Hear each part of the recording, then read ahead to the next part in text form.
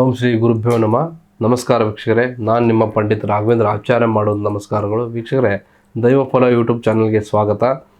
ಮಕರ ರಾಶಿಯ ಆಗಸ್ಟ್ ತಿಂಗಳ ದೈವಫಲ ಹೇಗಿದೆ ಅಂತಕ್ಕಂಥ ಈ ಒಂದು ವಿಡಿಯೋಲಿ ನಾನು ತಿಳಿಸ್ಕೊಡ್ತಾ ಇದ್ದೇನೆ. ಅದಕ್ಕಿಂತ ಮುಂಚೆ ನಮ್ಮ ವಿಡಿಯೋನ ಲೈಕ್ ಮಾಡಿ, ಶೇರ್ ಮಾಡಿ ಹಾಗೂ ಸಬ್ಸ್ಕ್ರೈಬ್ ಮಾಡ್ಕೊಳ್ಳಿ. ವಿದ್ಯಾರ್ಥಿಗಳಿಗೆ ಆಗಸ್ಟ್ ತಿಂಗಳು ಓದಿನಲ್ಲಿ ಆಸಕ್ತಿ ಇದ್ರೂ ಕೂಡ ಫಲ ತಡವಾಗಿ ಸಿಗ್ತದೆ.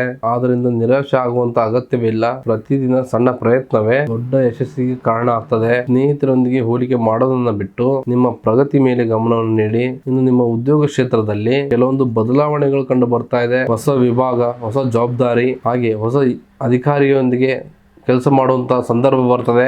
ಆರಂಭದಲ್ಲಿ ಹೊಂದಿಕೊಳ್ಳೋಕೆ ಸ್ವಲ್ಪ ಕಷ್ಟ ಆದರೂ ಕೂಡ ನಂತರ ತಮಗೆ ಅದೇ ಅನುಕೂಲವಾಗ್ತದೆ. ನಿಮ್ಮ ಪರಿಶ್ರಮವನ್ನ ಯಾರು ಗಮನಿಸ್ತಿಲ್ಲ ಅಂತ ಅನಿಸಿದ್ರು ಕೂಡ ಸರಿಯಾದ ಸಮಯದಲ್ಲಿ ಅದರ ಮೌಲ್ಯ ನಿಮಗೆ ಸಿಕ್ಕೇ ಸಿಗ್ತದೆ. ಇನ್ನು ಹಣಕಾಸಿನ ವಿಚಾರದಲ್ಲಿ ಈ ಒಂದು ಆಗಸ್ಟ್ ತಿಂಗಳು ಎಚ್ಚರಿಕೆ ಅತ್ಯಗತ್ಯ. ಹೊಸ ಸಾಲಗಳನ್ನ ತೆಗೆದುಕೊಳ್ಳೋಕ್ಕಿಂತ ಮುಂಚೆ ಅದರ ಅಗತ್ಯವನ್ನ ಮತ್ತೊಮ್ಮೆ ಪರಿಶೀಲಿಸಿ. ಹಳೆಯ ಉಳಿತಾಯ ತಮ್ಮ ನೆರವಿಗೆ ಬರಬಹುದು.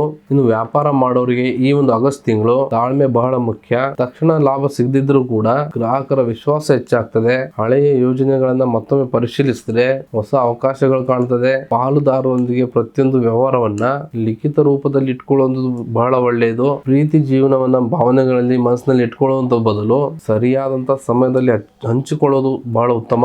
ಸಂಗಾತಿಯ ಮಾತನ್ನ ಸಂಪೂರ್ಣವಾಗಿ ಕೇಳದೆ ನಿರ್ಧಾರಕ್ಕೆ ಬರಬೇಡಿ. ಇನ್ನು ಕುಟುಂಬದಲ್ಲಿ ಮನೆಯವರೊಂದಿಗೆ ಸಮಯ ಕಳೆಯುವಂತ ಸಂದರ್ಭ ಹೆಚ್ಚಾಗ್ತದೆ. ಮನೆಗೆ ಸಂಬಂಧಿಸಿದಂತ ಖರ್ಚುಗಳು ಹೆಚ್ಚಾದ್ರೂ ಕೂಡ ಅವು ಅಗತ್ಯವಾದಂತ ಖರ್ಚುಗಳಾಗಿರ್ತದೆ. ಕುಟುಂಬದ ಒಗ್ಗಟ್ಟು ತಮಗೆ ದೊಡ್ಡ ಶಕ್ತಿ ಆಗ್ತದೆ.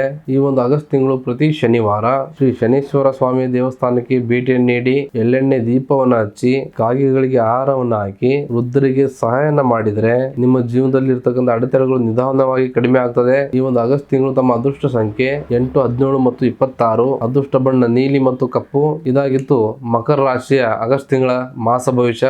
ತಮ್ಮದು ಕೂಡ ಮಕರ ರಾಶಿ ಆಗಿದ್ರೆ ಈ ಒಂದು ವಿಡಿಯೋನ ಲೈಕ್ ಮಾಡಿ, ಶೇರ್ ಮಾಡಿ ಹಾಗೂ ನಮ್ಮ ಚಾನಲ್ನ ಸಬ್ಸ್ಕ್ರೈಬ್ ಮಾಡ್ಕೊಳ್ಳಿ. ಮತ್ತು ತಮ್ಮ ಜೀವನದಲ್ಲಿ ಏನೇ ಸಮಸ್ಯೆಗಳಿದ್ರು ನೇರವಾಗಿ ಬಂದು ಭೇಟಿ ನೀಡಿ ಅಥವಾ ಫೋನ್ನ ಮುಖಾಂತರ ಪರಿಹಾರವನ್ನು ಕಂಡುಕೊಳ್ಳಿ. ಧನ್ಯವಾದಗಳು.